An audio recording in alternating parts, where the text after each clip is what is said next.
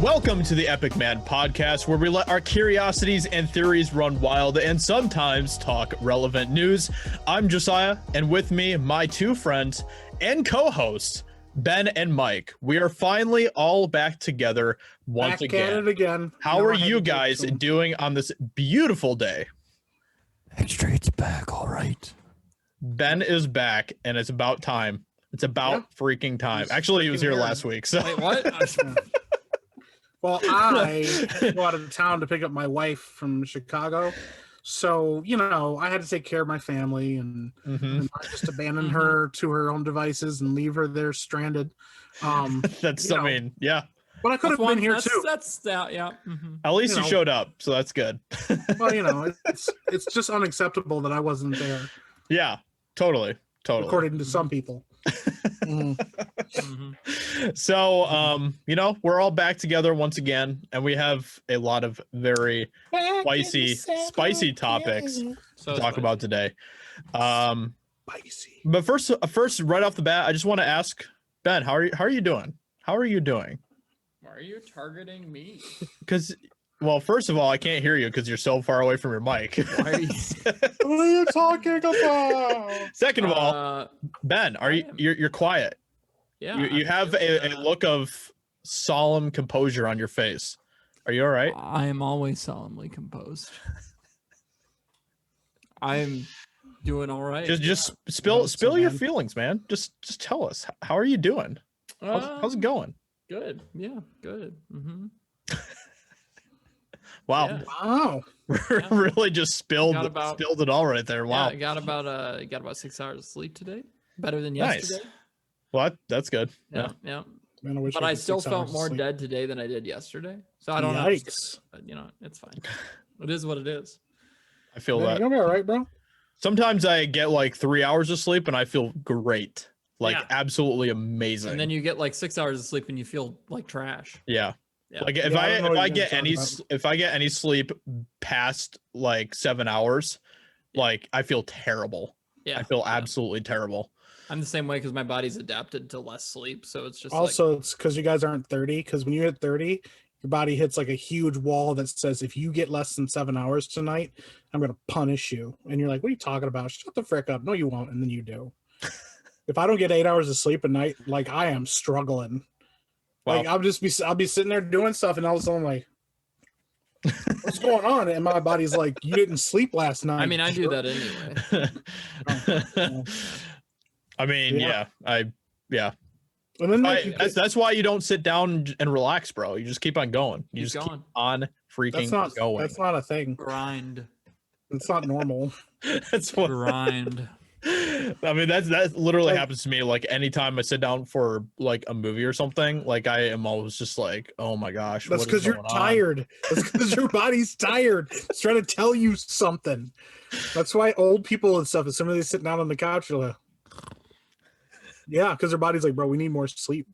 Yeah, I literally am an old person because that's what happens to me. I like sit down and I feel so sleepy all of a sudden, and then it doesn't go away for like 2 hours, and then I finally feel okay. I'm a strong proponent of naps. I don't. I mean, I take a nap every Sunday because I don't know. I don't know why. It's just like Sunday is just like my treat day to take a nap. There you go.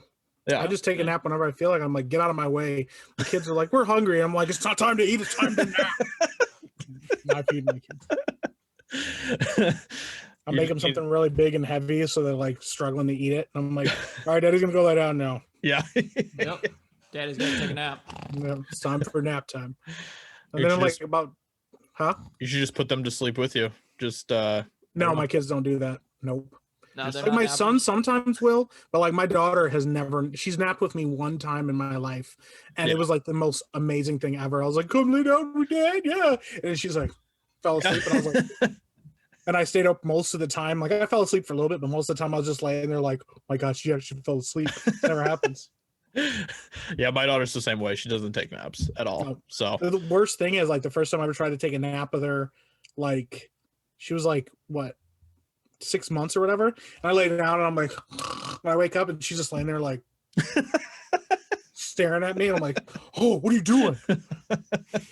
Yeah, dude, she just stared at me the whole time. I was like, no, I can't. But anytime my body's like trying to tell me to take a nap, I'm just like, shut up. I'm taking that today. Just Not today. kick it down the stairs, shut the door, be like, no, stay out of my way. Whenever my body's trying to tell me to take a nap, I'm just like, I wish I could. I really wish I could, sweetie, but I can't. Don't have the time. That's what it's like every time. Like I'll be just with my son and I'm like, he's like wide awake wanting to play and it will just hit me and I'll be like, I can't fall asleep right now. I just can't. Sorry. It's a rough go. It's rough go for out there, man. It's rough out there. Yeah, it's hard out there for guys trying to get naps. I will say this though. Last or what was it, a couple weeks now that we watched Godzilla versus Kong? Yeah. I didn't fall asleep at all during that movie. I didn't even feel tired like a during week. I'm impressed. It's because it was a great movie, but I'm yeah, I actually enjoyed it quite a bit. I enjoyed the heck out of it. Yeah. It was a good time. It was fun. Apparently Mike did not feel the same way, and that's What? fine. That's fine. What? You know? No, listen, I loved all of Godzilla's stuff. I actually loved Kong. I like how they framed him in this movie way more than I did even in Kong Skull Island. I was like, okay, I can dig this. Yeah. Just about anything with the people, I was just bored out of my mind. I didn't find it that boring. I was just like, I don't know, man. I don't like, I guess the stuff with like Millie Bobby Brown and the one conspiracy theorist was like goofy enough that I was like, okay, this is kind of fun, you know, whatever. But like the other humans, like the one guy who was like Mr. Protagonist, I was like, yuck. Yeah. Ugh. Yeah, it was bad. It was bad. The only character like that was remotely interesting was the conspiracy theorist guy at all. Like he was okay. Like everyone else is like just get back to the giant monkey and lizard fighting. Well, I even kind of sort of dug like the little girl like communicating with Kong. I dug the idea that they did the deaf thing, like where all the sound disappeared. You can only feel vibrations. I was like, that's cool. I like some of that, but like the adults walking around with the little girl, and every time she's like, "Hey, we should do this thing," they're like, "Shut up!" And then she's right. Yeah. And then again, she's like, "Hey, we should do this thing," and they're like, "Shut up!" And then don't do it. Like, yeah. Also, like the other thing, this is just a little thing, but it bothered me a little bit. What was up with the weird like Godzilla villain laugh? Like we've never seen that much. Yeah, there's like a part in the movie where he's throwing down Kong and he hits Kong and he's like, what? And I was, dude, no joke. He actually like laughs like a little bit. He's like, and I was like, wow, I don't remember that at all. I don't remember that. You got to look it up. It's nuts. Godzilla smiling and laughing at Kong. I was like, that's kind of weird. That's weird. It was weird. It was just a weird moment. Other than that, dude, I dug the fights. Yeah. I dug the throwdowns. Kong, I thought they did a good job of portraying Kong as being able to fight Godzilla. Yeah. Yeah. But I also kind of liked, spoiler alert for anybody that hasn't seen it. If you haven't seen it, just like skip the next 30 seconds. I kind of dug that they actually just acknowledged the fact that Godzilla is a giant freaking lizard that shoots like radiation out of his mouth. Because like, there's not really much Kong can do about that. He's like, I have an axe, but if I don't have this axe, it's like I'm screwed. Yeah, exactly. Yeah. I just liked that to me, it felt like the movie completely embraced how silly it was. Yeah. The more it went on. And I think I appreciated that the most because like the end of that movie is ridiculous, but it's so dumb. Fun. It's so like much fun. Big stupid fun. Yeah. Yeah, you can't like you literally like the movie is just ridiculous, but I think that's the point. I don't think it was ever supposed to be anything but ridiculous. Yeah, I don't think it's a movie that you're supposed to take very seriously. No, so. like it's how I feel about like Pacific Rim, like the first Pacific Rim movie, not the second one. We don't talk about the sequel, but the first one, which was a fun concept. It was fun, you know. It was entertaining. It was goofy. It was big guys in robot suits fighting giant monsters, and I was like, you know what, this is what I came for, and this is what I got. So that's exactly. That's how I feel about pretty much all the MonsterVerse movies. It's really just like I came here to see this, and so I just want some monster action, you know. That's all I want. I will point out. Go ahead. Oh, I was gonna say that, like for Godzilla King of the Monsters, I think my favorite part was the very end of that movie when all the monsters were fighting each other, because like that's what I came to see. Yeah. Yep. I've always been a fan of like Skull Island as like a concept and stuff. Like I love Skull Island, and I'm always very cool to see these different iterations of it. So Like I did. That's why I was excited for Kong Skull Island was because of Skull Island. I will say, so as a credit to the storyteller, like the storytelling team for this movie, a little bit of a spoiler alert here. I did really like the whole Hollow Earth thing. I loved that they explored that, and I also just really liked how they visualized it and how they wrote, just in general, how they had it like realized in the movie. I thought that was really awesome. I'd love to see more of that. Yeah, exactly. That whole part, even though there was like there wasn't a bunch of action necessarily, it was just really cool. It was very, very cool. Yeah. It would be interesting to see if they could make like a more human-centered movie within the Monsterverse of them like going to Hollow Earth or something. Yeah. Like as kind of like I don't know. It would be cool. It would be interesting even if they just gave us a character who had some sort of major development. Like it's not hard. Like if they made a movie focusing on a person, I'm sure it would be decent because it's focusing on a person. It's not focusing on the monsters. Yeah. Like in the monster movies, I feel like the humans get kind of thrown to the wayside because it really is about the monsters. That is the focal point of that movie. But it'd be cool to see a movie set around the humans specifically in Hollow Earth. I think that would be really neat.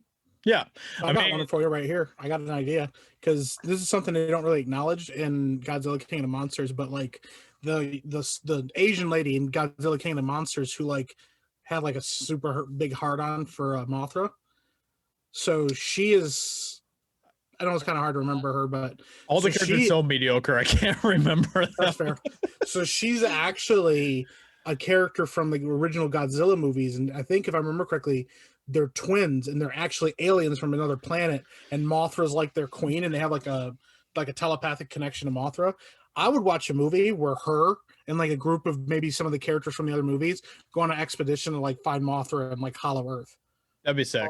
Or find like the daughter of Mothra or whatever. Oh man, Mothra's dead, right? Yeah. Spoiler alert, but that was 2 movies ago, so you should already be caught up on it. Yeah, no, that'd be cool. I think that's a great idea. I mean, that's why I liked Godzilla 2014 so much because they actually, at least they made the characters somewhat interesting in that movie. But dude, Bryan Cranston's character in that movie is like the most fascinating character I've seen in a monster movie. Yeah. But the thing is, well, the Godzilla is barely a part of that movie. Mm-hmm. He is off screen most of the time. And so the human characters really get the spotlight. And I think when they get the spotlight and the movie's written more around them, they're better automatically. And I think until Aaron Taylor Johnson steps on stage and I don't think all the charisma just disappears. I hated his character so much. The scene where like the Muto is like standing over him, I'm like, oh, just step on him already and get it over with. Because Bryan Cranston was my favorite character in that movie, and then they're just like died. And I'm like, what? Why would you kill the dude that I liked? And they're like, shut up. Yeah. Here's this soldier guy that does nothing.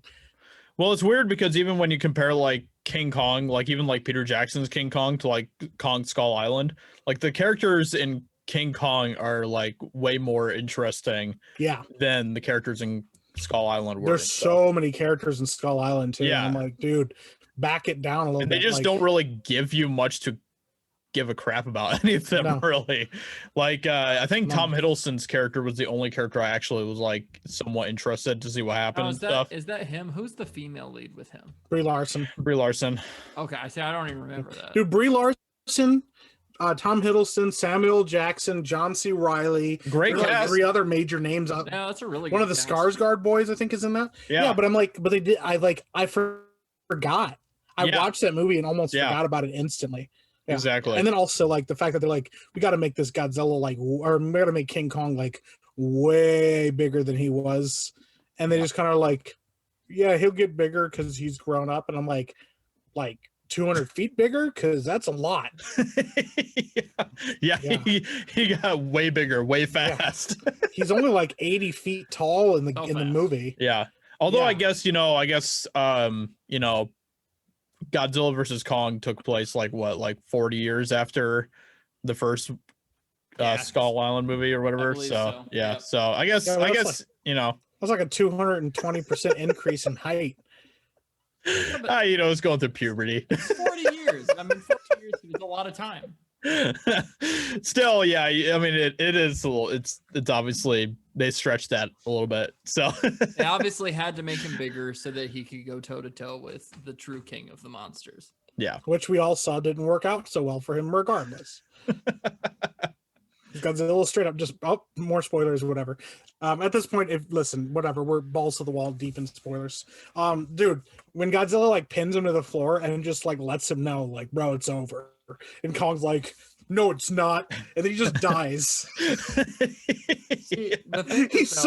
He was so mad. He's like, no, it's not over. Godzilla walks away. Kong's just like. The funniest thing was, in all reality, in that last fight, Godzilla was getting his butt whooped like the entire time. And then there was like that one turning point where he was able to get the upper hand and he won the end of the fight. But he was getting his butt whooped. Kong did good.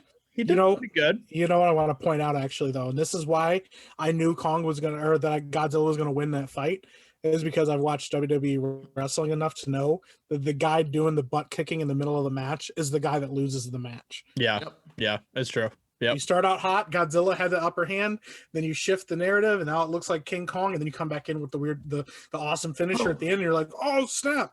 But then I kind of liked, but it also was like obvious because like Godzilla got his ass handed to him by Mechagodzilla, and I was like, obviously Kong's going to show up at the end and like make this work. Yeah, and Kong's like, I had no problem with this thing at all. Yeah, exactly. Yeah, which was cool. I think that was kind of a cool twist. It was cool. It was just like, I knew that they were going to be like, we got to make Kong look good because he just kind of got bitched in front of like the whole world. So they're like, nah, he killed Mechagodzilla, who technically kind of beat Godzilla. So like, it all evens out, right? Yeah, everybody won their own battle, right? Yeah. Godzilla won one, everyone gets a trophy. Everyone gets a trophy. And then Godzilla's like, hey, pop a clutch and get out of here. And Kong's like, deuces, bro. I didn't want to be here. Like, I'm gonna go back to Hollow Earth so you don't keep trying to kill me. Yep. Yeah. Have you guys ever read Journey to the Center of the Earth? Yes, I love that. Long time so ago. Much. Yeah. It's a good book. Oh, yeah. It's a really good book. Jules Verne's is like such a great writer and stuff. Oh yeah. Yeah. Yeah. He wrote so many great books, like 20,000. Oh my gosh. So I love 20,000 Leagues Under the Sea. Yeah. So great. So good. Yeah, and he also did 80 Days Around the World or whatever it's called. Around the World in 80 Days. Yeah. Around the World in 80 Days. Yeah. Yeah. So, I read that too. Yeah. That book's excellent adventure writer. Yeah. Yeah. Oh yeah. For sure. So. Yep. It's classic. Doesn't Around the World in 80 Days doesn't really like hold up so great with some of the cultural references, but you know, you're like, no. It's been a long time since I read it. I was a little kid when I read it, so all that probably went over my head. Yeah, and I was gonna say, like, I mean, he's still a very good writer of adventure, though. And oh yeah, that's the absolutely key thing there. Definitely. Yeah. Actually, it's kind of interesting because I can't remember which book it was, but Jules Verne's actually had like a concept of the internet in one of his books, which I like. That book was written back in like the late 1800s or something like that, I think, or maybe when was he writing his books? Let's see. He was born in 1828. Paris in the 1905, 20th century. So. Yeah, so he probably wrote his books in like the mid, 1800s, late 1863 is when he wrote the was it Paris maybe in from the the 20th Earth century. to the Moon? No, it's the book is Paris in the 20th century. Yeah, I think 1863. Yeah, I think in that book he had like some concept of the internet in a way or something, if I'm not mistaken, which was, let me see here. Jules Verne predicted internet. Let's see. Yeah, so I got it right here. They give a list. Yeah. It was found in 1994 at the bottom of a vault. He had the explosion of suburban living and shopping and large-scale higher education, career women, synthesizer-driven electronic music, and a recording industry to sell it, ever more advanced forms of even cruder entertainment, cities of elevator-equipped automatically surveillanced skyscrapers, electronically illuminated all-night-long gas-powered cars, the roads they drive on, the stations where they fill up, subways, magnetically propelled trains, and other forms of rapid transit, fax machines, as well as a very basic internet-like communication system, the electric chair, and weapons of war too dangerous to use. Dang, that's crazy. Yeah. Prophet or futurist to 7 technologies, Jules Verne predicted leagues ahead of his time. Yeah. It's nuts. It's That's nuts, actually man. like that's like that just shows like just how brilliant of a mind he was and stuff. Like Yeah. It's like in a time period where technology was still in its infancy, Verne told stories of adventure, conjuring worlds, and in which a new age of technology would help men reach the darkest depths of the ocean and soar past the stars. yeah. Yeah. Like, Well, even it's wild. even like just some of the books I read growing up and the science fiction books, dude, like some of the stuff that they predicted back in the day are just dude. absolutely phenomenal. Science fiction authors are known for that. I mean, like that's the thing. Yeah. Is like they've often predicted a lot of things that have happened. It's Yeah. crazy. It's true. Yep. Yep. Let me see here. Well, what is it? H.G. Wells, the other one I read, and then the Time Machine, and some of the stuff in the Time Machine, dude, is bananas. Mm-hmm. Yep. Like, Yep. yeah, it's just nuts. So, no, dude, yeah, I think it was a really crappy movie of the Time Machine that came yeah. out. Every adaptation they've ever done is like awful. Yeah. They're so bad. Yeah, Which is really sad. I don't know. I feel like that would be a pretty cool story. So oh, absolutely. I mean, they've done more adaptations, I think, of Around the World in 80 Days than they have of the Time Machine. mm-hmm. Which Yeah. to me doesn't even make any sense. Like, just do it. Like, it's not that hard. Like, it's literally not that hard because the book's amazing. Yeah. But yeah. Yeah. Jackie Chan in Around the World in 80 Days was pretty great though. And that one, that was a good time. That was a fun movie. It's a funny And then movie. Arnold Schwarzenegger's just in it, and you're like, what is happening? And they're like, bro, he's in this to win this. It's absolutely nothing like the book at all, but it's hilarious. Yeah. That movie is something else. Yeah. So speaking of like weird stuff that's that people have predicted and continue to move into crazier times in the future here. So something that happened fairly recently, apparently scientists have been like creating people in labs or something. So that's a thing. Scientists' lab creations of living model embryos raise ethics questions. So scientists have officially created living forms of model embryos in a lab that bear a close resemblance to real human embryos. The aim of the scientific experiments is to discover information about early development in human beings to hopefully discover new methods of treating fertility issues and stop birth defects or miscarriages from occurring, which, that's probably the nice thing that they put out there on paper of what they're doing with this type of stuff. But, scientists can be pretty shady too. I wouldn't be surprised if they're, doing other wacky stuff with that type of technology as well. When I hear something like that, my thought immediately goes to like test tube children and like this whole idea of like preserving the species of human beings, to like eventually send into space or something. There's a lot of movies and books with concepts like that, but that's kind of the first thing I think of. It's just like, are they like creating embryos without like, like sperm and an egg from like males and females? Are they are they creating it out of just like organic components? Or I think they're just taking like a strand of DNA or something and that's it. And I think that's it, if I'm not mistaken. I guess they don't really go into the technicalities, at least here, of how they're making this happen, but because it'd be interesting to know the technicalities of it. Well, right here, there's an explanation they broke down here that says they coaxed ordinary skin cells and stem cells to self-assemble into look-alike early human embryos, and they grew in the lab. They grew in a lab for about 10 days. Wow, which might not even be the same thing that that they did before, but back in 2019, they had 20-day-old monkey embryos that they also created, that they did the same thing with. They like coaxed it all into one thing and then like started growing it. Right. And so 20 days they had like a monkey embryo growing in a lab. That's nuts. Wild. That's like crazy. And then same thing, I guess this also happened again with human embryos in 2016.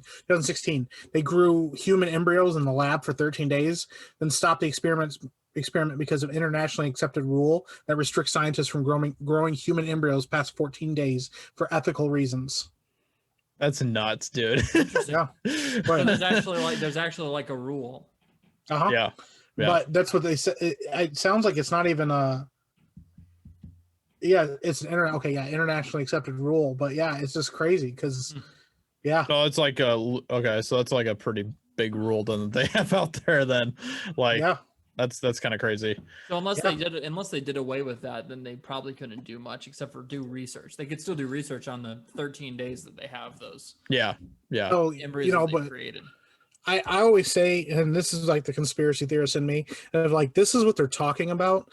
They've probably gone farther than what we've seen and just don't talk about it. Just like with technology, like what was it, we just a couple of years ago, the military released like early mock-ups of like like exosuits that they have built.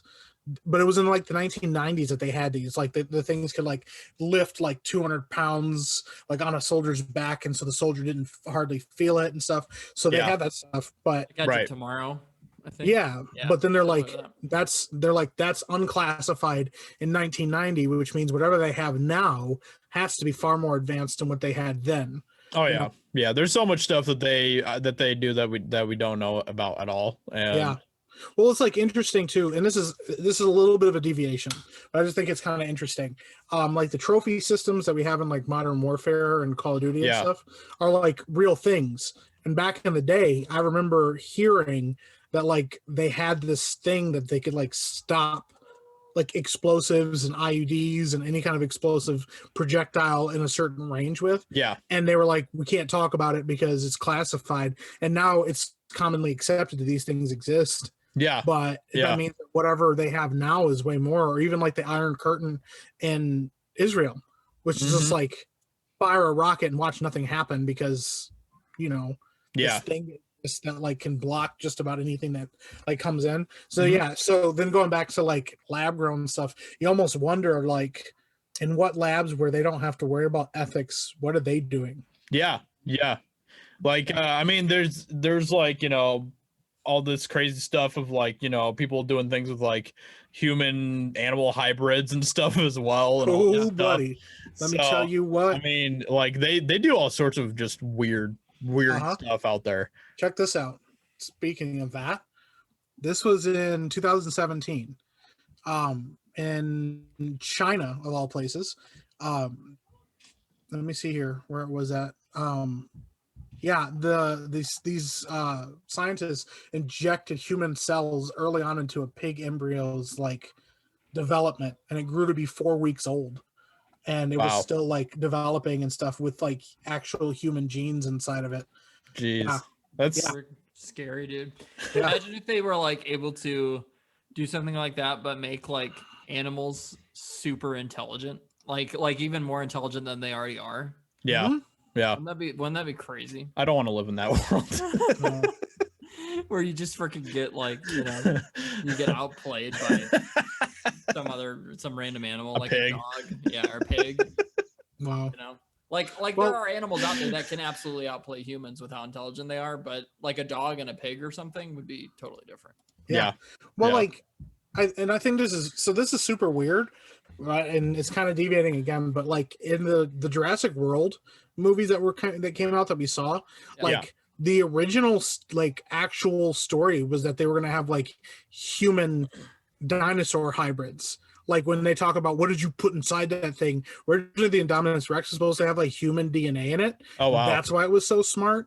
And then they were like, no, that's too much, and they got rid of it. And then there was like a whole mock-up, and there's like actual still like concept art of like they were gonna make human dinosaur hybrids. Really? Like, mix like raptors awesome, with people. Actually. I think that would be kind of cool. Yeah, that was like the idea in the beginning was like that we were gonna live in a world where it was like humans and dinosaurs all together and like create this almost like horror movie style thing. Jeez.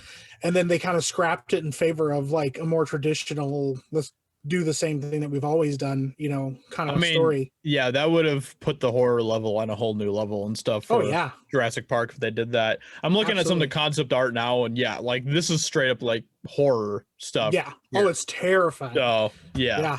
it kind of, I mean, there's like that one movie Splice or whatever as well, which kind of has dude, that the movie same is stuff. So creepy. Yeah, exactly. It's really, really interesting though. Yeah.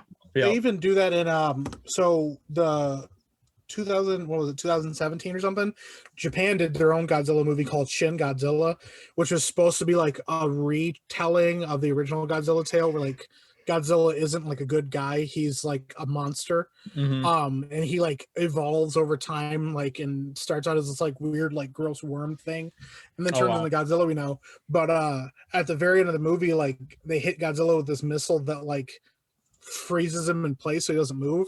But like at the very last shot of the movie is like of his tail, and on his tail he has like human Godzilla hybrid creatures that were like starting to peel off the back of his tail. What the heck? Yeah, apparently like the director wouldn't tell anybody what it is, and he hasn't answered any questions about it, because like they're talking about in the sequel possibly like Godzilla coming back to life to create like a human Godzilla hybrids or some crap like that. Like, Jeez. dude, yeah, basically like to combat humanity, he had to like create. Yeah. Wow. So like it's so weird when you see life imitating art and then art imitating life, and then you have to wonder like which one was first. Like, is there a reason they didn't talk about that?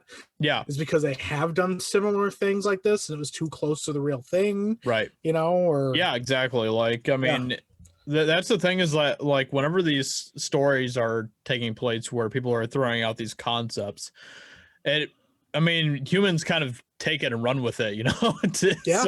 So like if you if you have these weird stories that are coming out of like animal human hybrid stuff or whatever else, you know, there's going to be some scientists that's going to be like, I wonder if we could do that. Yeah, right. They're like, that looks really interesting. I think we should try that. I like that idea. Yeah. It's terrifying. Man, it is. It is. Like dinosaur human things would be just like the worst. Oh yeah, it's like what do you do against that? Like what do you do against You just don't do. You just die. Yeah. It's over. Like, it's over. Well, at that I guess point. It's over now. That dude's part dinosaur. Honestly, the aliens would probably nuke us at that point. They'd just be like, "Nah." They're like, "Nope, you did too much." They'd be like, "Hold on a second. We're on season, 5,287 of this show. I think it's time for the show to end." Grand finale, everybody. Well, the writers got way out there with this one. Yeah, they're just like, call it Fringe. good. Yeah, they're like, wrap it up. Yeah, man. But I don't know. It's funny because I know this probably turned off a bunch of our readers or listeners. Don't just get turned off by this, because I promise you there's a point to this. But like Joe Rogan had what was his name? Alex Jones on his podcast like a year and a half, 2 years ago. And dude wrote like Alex was going all in on his human hybrid thing and like how they had human chimera and all these experiments. He's like, they're creating animal human hybrids and they're trying to create a new species and stuff. But like, dude, I mean, he wasn't wrong about the fact that like China and these places have been experimenting with this stuff for a long time. Exactly. And, like, they're trying to make this stuff work for a long time. And then it's weird because then you watch stuff like Avengers Age of Ultron, where like Ultron's whole deal is like wanting to like fuse humanity with technology so they can live longer and like outlive extinction and stuff. And now here we have people like Elon Musk and stuff who's like, we need to fuse with AI now so that we can outlive like what's coming and outlive the singularity and all kinds of stuff. So it's weird when you see like and hear stuff that seems so out there. But Jules Verne, people reading his stuff in 1863 would have read his stuff and gone like, oh, that's not what the future will look like. That dude was so accurate. Like that's exactly what our future looks like.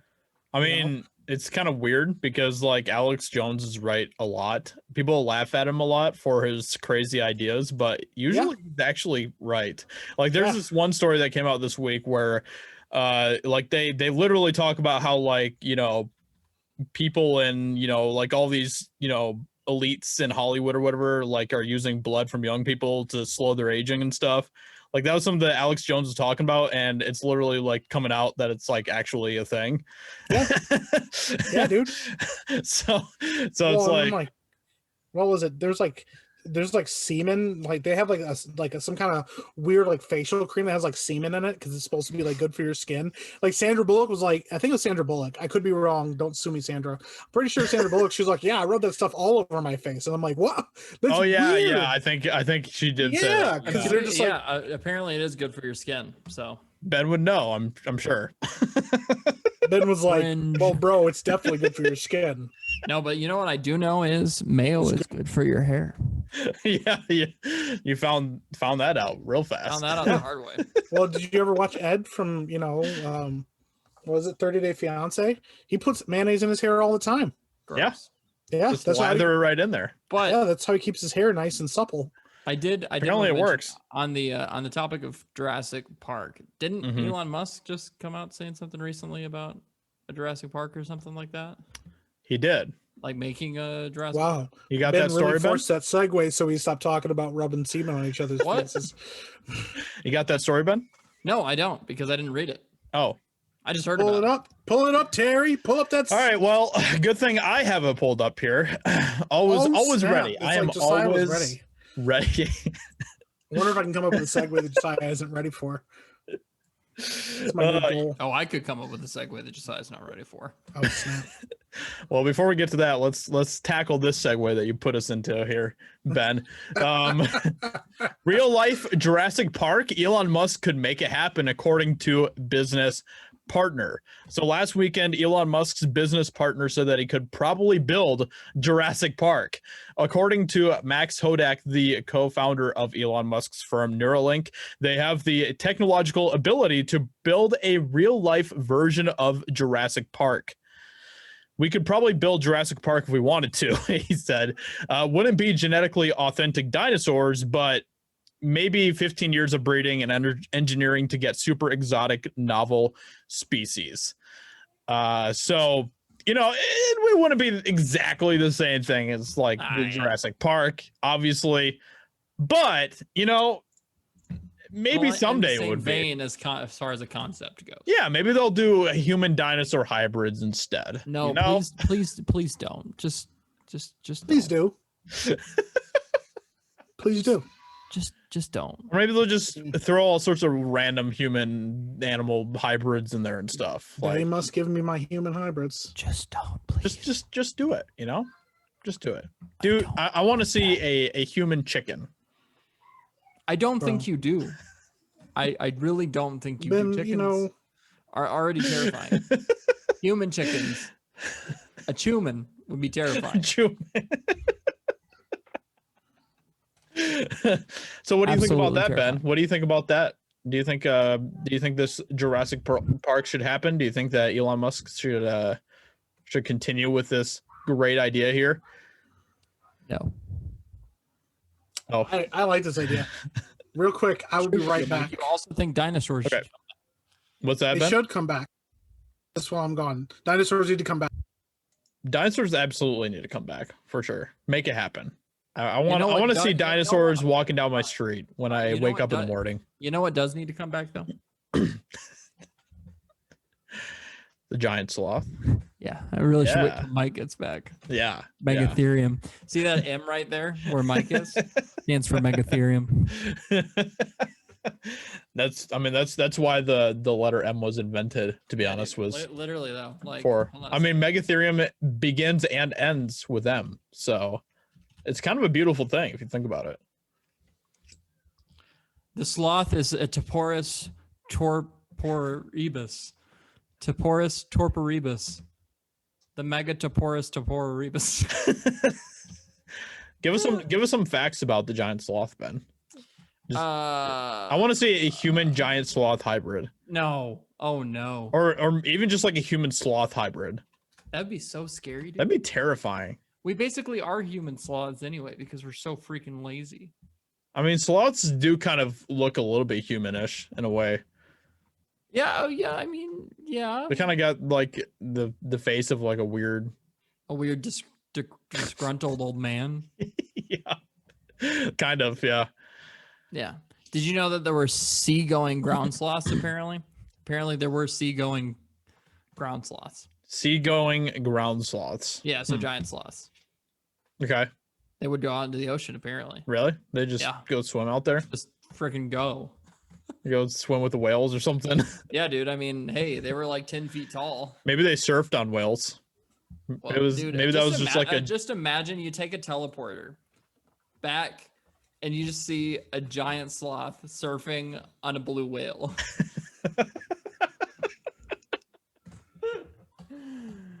I would pay a lot of good money. Why do you let him do this to you, Josiah? Why do you let him segue these things? I come back and he's talking about his giant sloth. Oh, it's so good.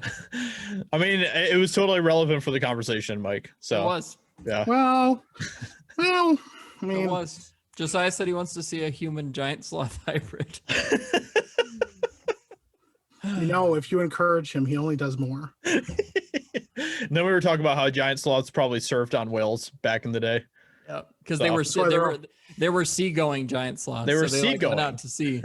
So they probably wanted to see two with the specific purpose to surf on a whale. They probably enjoyed semen a lot then. Maybe they did. Maybe they had semen for breakfast, lunch, and dinner. Oh no!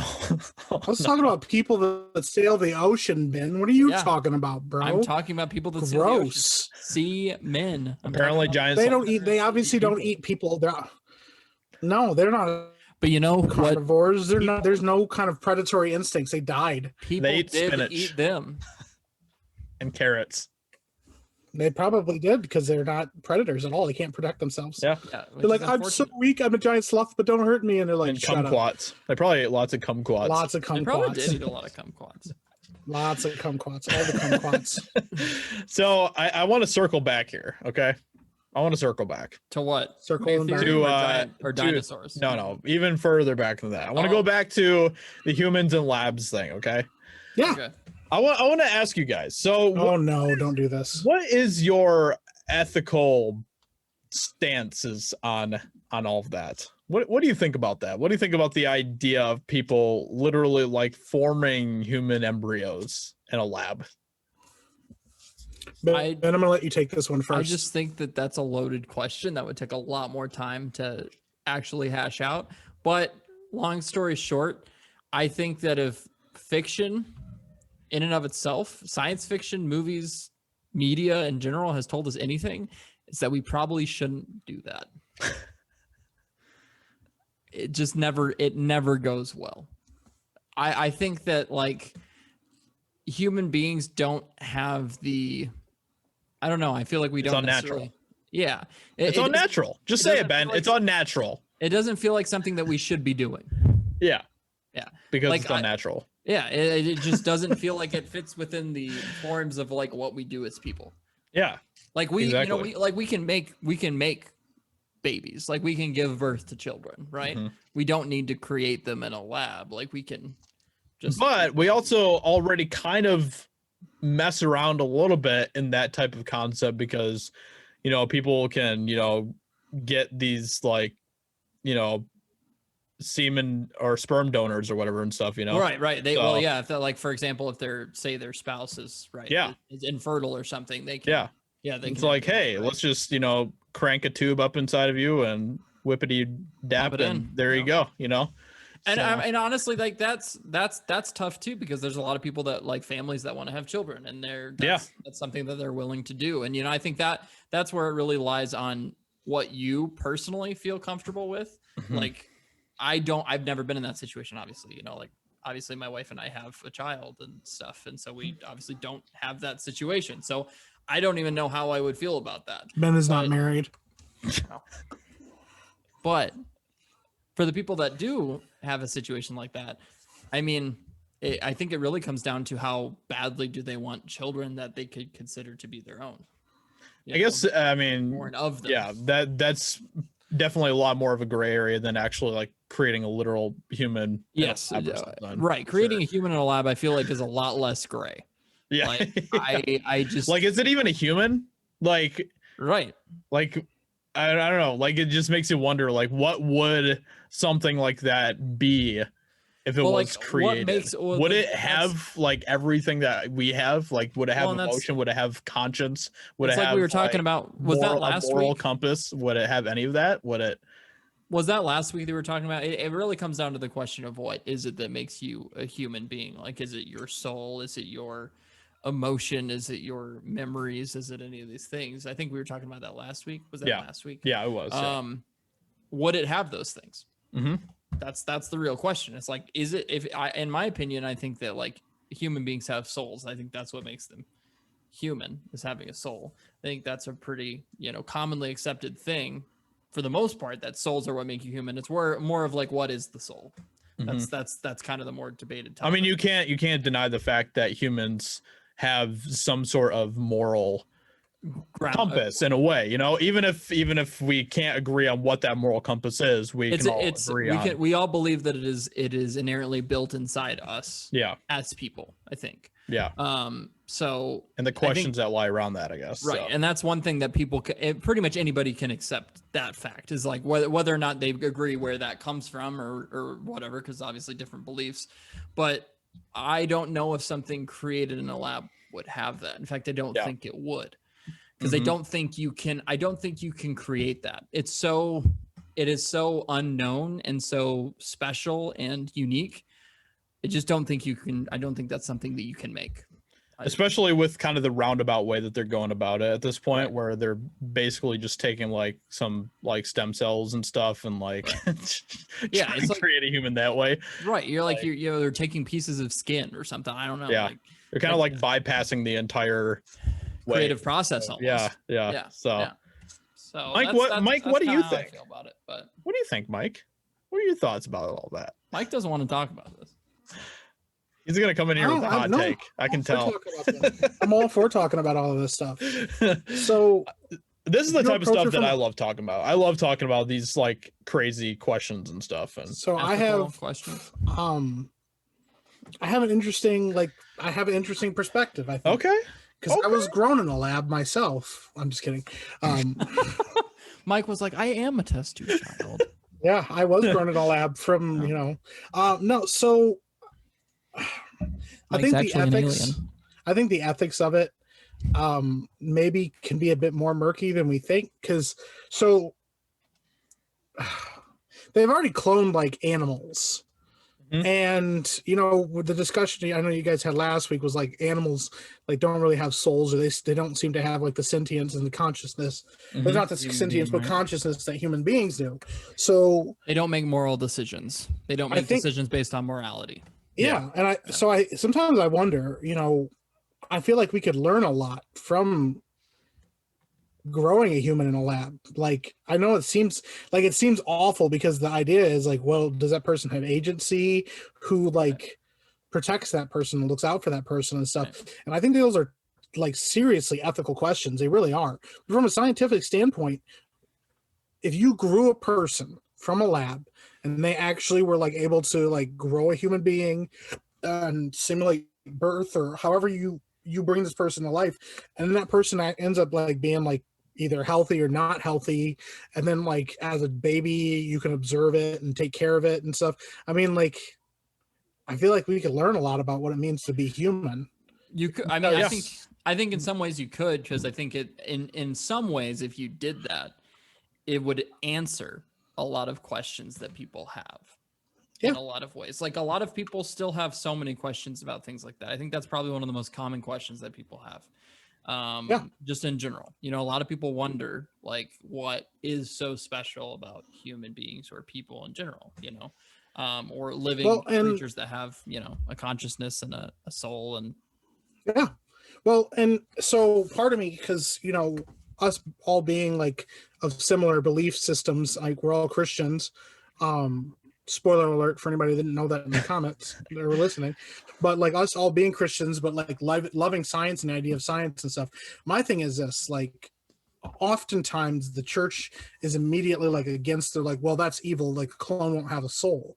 But we're taught, and like what is explained in the Bible, the scripture that's most commonly used is like in Jeremiah, where it says, I formed you in the matrix of your mother's womb.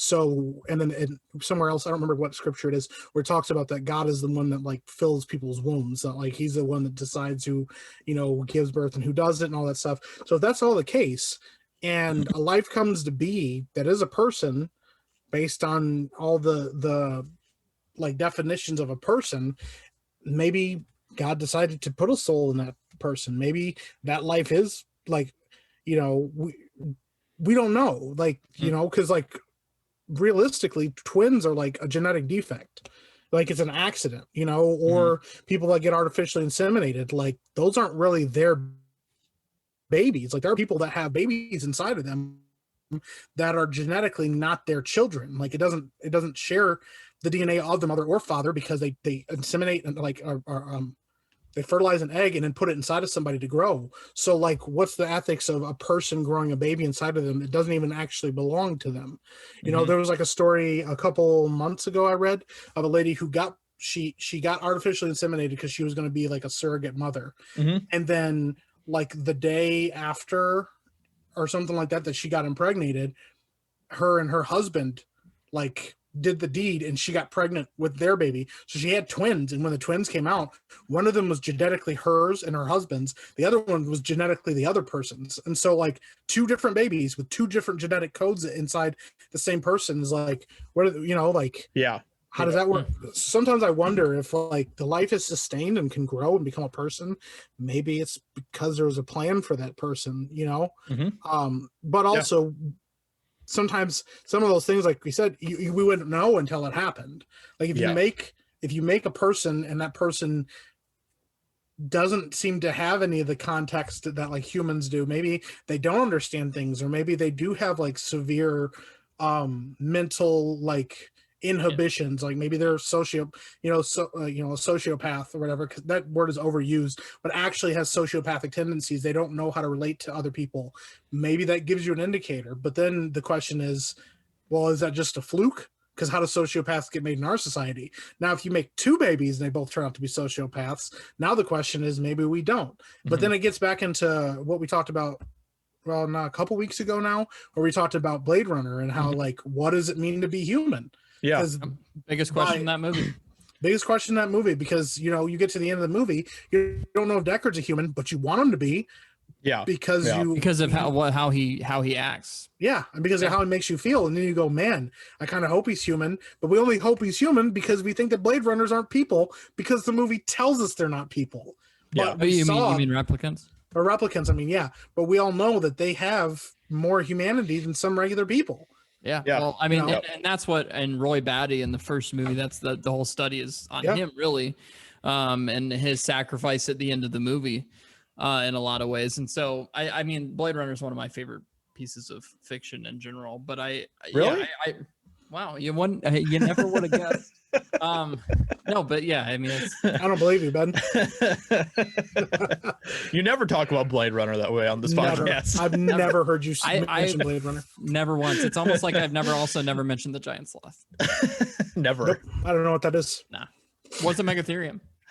But at the same time, like, where do you draw the line? Because, there's people that are like, oh, you shouldn't like, play God or whatever, or, take these types of stretches to I guess meddle with nature in a way and stuff. But we do it already with like organ transplants and all that type of stuff as well. Like that isn't a natural process, but we do it because we're sustaining life in a way or something.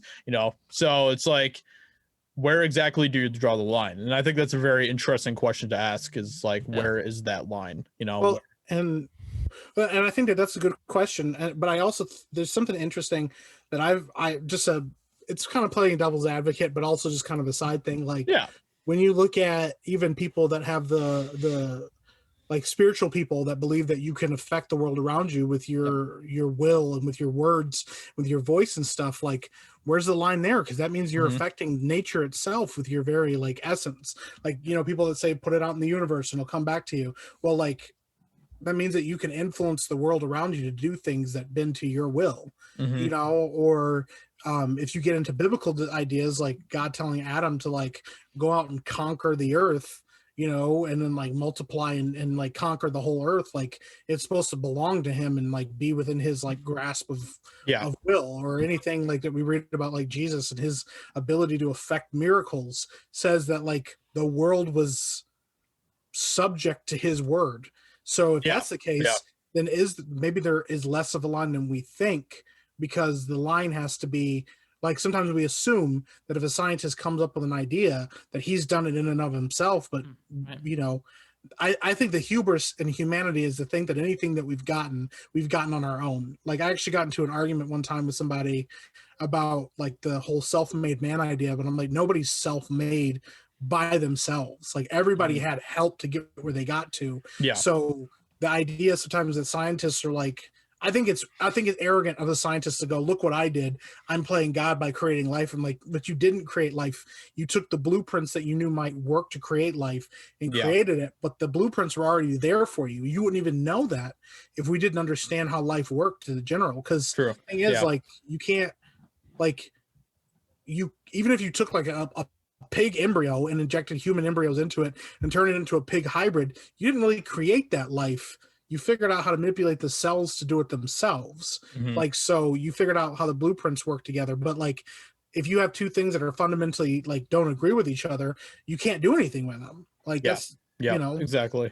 Yeah. So some of that stuff, I think if it works, maybe it was designed to work and we just hadn't figured it out yet. And then some things that just don't work, it's because like, there's no way to like, maybe there's just no way to make it work, you know? I mean, so that's sometimes where the line is for me. The line to me is, where do you think you being involved in it made it happen? You know, because like, exactly. Because the other scary part of it is, like we've talked about, nature is scary. Like, we don't even have technology to stop like earthquakes. We have things that can help, but we don't have anything that can stop it. So like if an earth-shattering earthquake comes, like, we couldn't do anything about it. Or like tsunamis.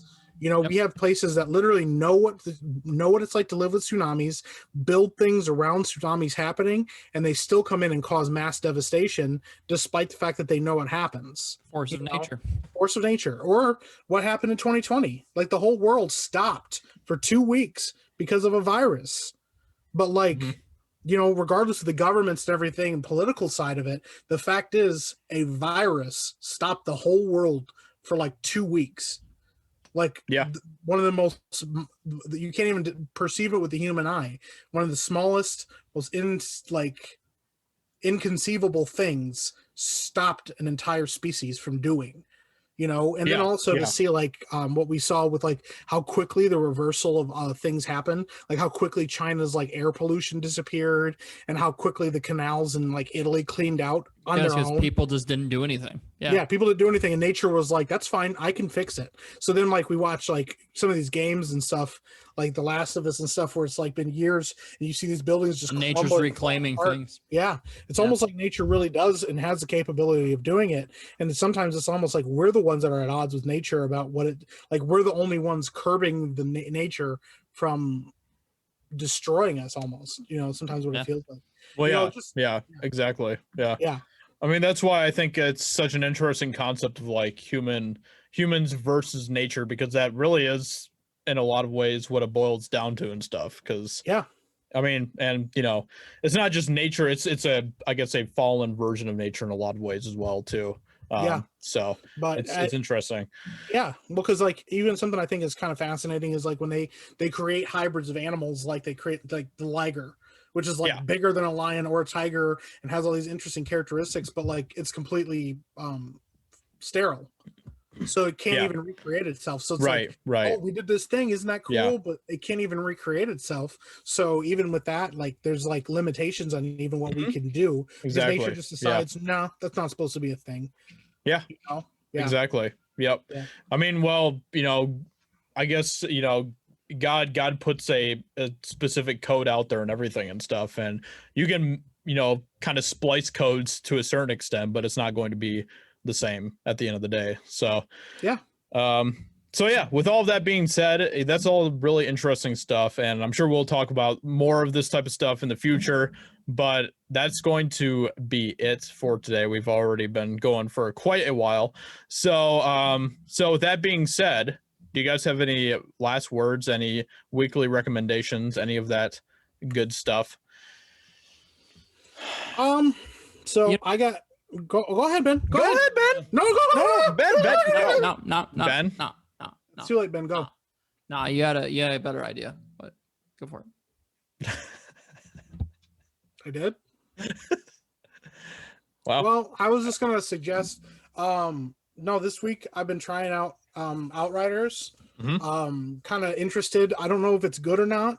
But I think if you have Game Pass and you can try it out for free, it might be worth giving it a shot and trying it out. So yeah, that was kind of my weekly recommendation. I thought that was kind of fascinating. Also, Jordan Peterson has kind of been back into the swing of things with his podcast. He just had one with Russell Brand and his daughter, Michaela, that they did together. It was really, really, really good. It's kind of amazing to listen to Russell talk the way he's talking now, because to watch where he started to watch where he is now and stuff. I love hearing the guy. He's just got a lot of thoughts, and to hear two brains just trying to connect with each other and trying to talk about something is really awesome. So if you guys have a chance, go check out Jordan B. Peterson's podcast, but specifically the podcast he does with Russell Brand was really awesome. So nice. Those are my two suggestions. Cool. Ben?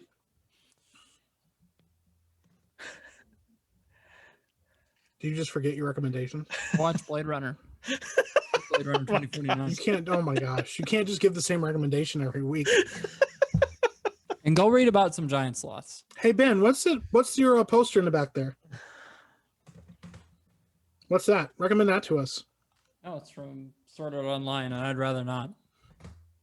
Sword Art Online? Yeah. You don't want to recommend Sword Art Online to people? The first season, yeah. Sure. Cool. Yeah. Wow. All right. That was all riveting stuff. What about you? Well, I've been reading a book recently, and I've never read this book before, but it's like a super, super popular book. It's beyond a classic. Okay. And I recommend everyone read this book. It is The Art of War by Sun Tzu. I thought you were going to say the Bible. I'm like, bro. Yeah, The Art of War. Yeah, that book's legit.